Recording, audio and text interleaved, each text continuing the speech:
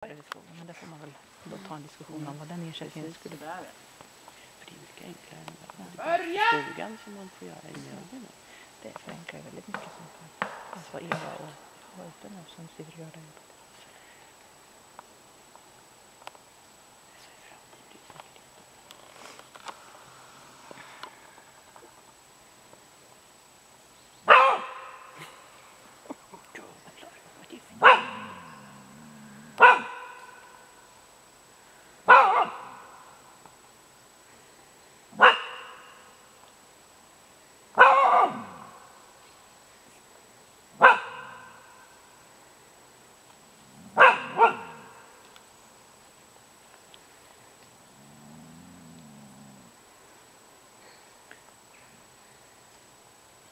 Ta ett steg framåt och släpp.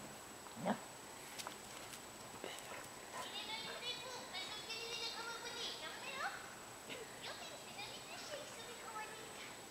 Nej, för fan. Vad gjorde du? Släppte du mig? Ja, precis. Jag går till pappa istället. Ja, fint.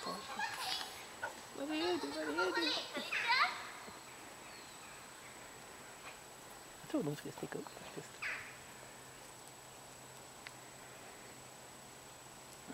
Hon har väl inte varit så nära, va? Så att vi går väl upp och ser om hon vill prata.